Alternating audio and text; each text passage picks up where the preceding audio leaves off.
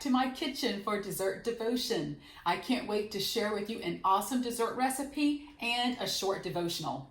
Our featured recipe today is a cream cheese pound cake. This is a winner. We're going to start by sifting 3 cups of all-purpose flour and half a teaspoon of salt. Next, I'm going to cream 3 sticks of room temperature butter until it's a mayonnaise kind of consistency. Then I'm going to add an 8-ounce package of cream cheese, also softened at room temperature. You want to really whip this to death, so I whip mine for about 5 minutes with the butter so that it's nice and fluffy. Now I'm going to slowly add, a little bit at a time, 3 cups of sugar. I'm going to add a teaspoon now of vanilla extract and a teaspoon of almond extract. And you can choose here. Some people really like lemon. I think that would taste really great too. The last step is to add 6 eggs and your flour mixture. And you're going to add that to the batter by adding an egg and a little bit of flour until you get everything into the mixing bowl. Once that flour mixture is in there, we're going to beat this just until everything is incorporated. You don't want to over mix your batter once your flour is in there. Here's a little tip. After I spray my pan with Baker's Joy, I also cut out a little bit of wax paper to put in the bottom. And that way when I put my batter in here, I know that I can definitely flip it over without the top sticking to the pan. I'm going to make sure that my batter is sitting nice and evenly in the pan, and then I'm going to bake it in the oven on 325 for about 70 to 75 minutes. While our pound cake is in the oven, let us settle in for a short devotional. Today I invite you to give your attention to Romans in the 8th chapter, verses 5 and 6, where it reads, "For those who live according to the flesh set their minds on things of the flesh, but those who live according to the Spirit set their minds on the things of the Spirit. To set the mind on the flesh is death, but to set the mind on the Spirit is life and peace." The Message Bible puts it this way: to give attention to the flesh is a dead end. And to give attention to God's Spirit is life-giving, it's open spaces, it's freedom. I love the way that the Message paraphrases this passage.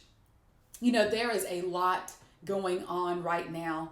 Just recently in the news, as I witnessed the hurricanes that have ravaged our country and how people have struggled to recover in the aftermath, the flooding, the ongoing pandemic and the debates with vaccines, how our schools have been struggling with the pandemic and trying to educate our children. I mean, when I look at the overdue investigation into the death of Elijah McClain, or I watch the images of the transition in Afghanistan and the U.S. withdrawal, and observing the 20th anniversary of 9/11, these things can be so overwhelming as we take all of them in. And one of the reasons that it seems overwhelming is because we want a better world. And many of us want to do something about it. But we are so small. You know, I'm one person, you're one person.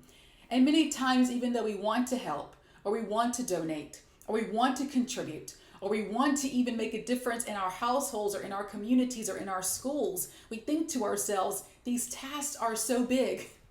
And what we can do is so small. And it creates a feeling of overwhelmingness, and it creates a feeling of defeat. We feel that dead end. We feel that whatever we do, we can't win. And the reality of the matter is, we can't.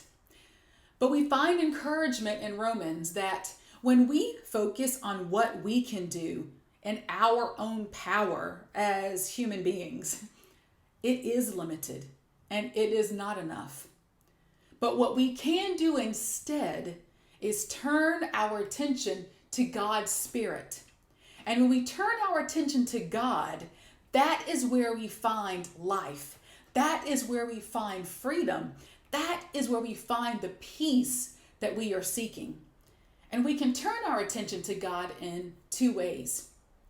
The first is to ask God to help us see what we are experiencing and witnessing now through God's eyes and through God's eternal wisdom and timeless and eternal power. We can begin to have a glimpse of that perspective. Even Reverend Dr. Martin Luther King Jr. would encourage us, saying that the arc of the moral universe is long, but it bends towards justice.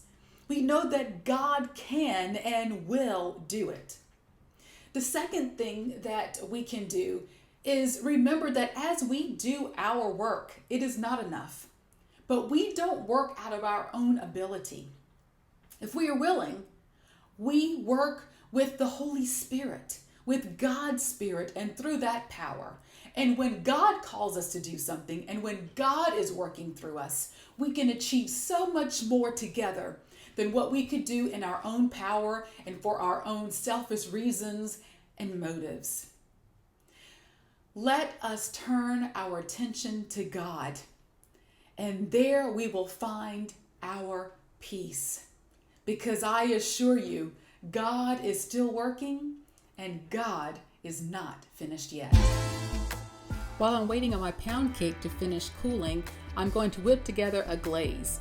I'm using 4 ounces of cream cheese that I melt in the bowl and then add 2 cups of powdered sugar and then vanilla extract. A lemon extract or almond extract would taste great too. And then I'm just going to add milk until I get the consistency that I want to glaze my pound cake. I know that some of you are pound cake purists and you don't need glaze or powdered sugar or anything else on top. But I just love the look and the taste of a little sweetness on top of my pound cake, and I hope that you'll enjoy it too. Don't forget to slow down this week. Maybe do some baking and give God your attention. Thanks for watching. For more Dessert Devotion, be sure to follow me on Facebook, YouTube, or Instagram.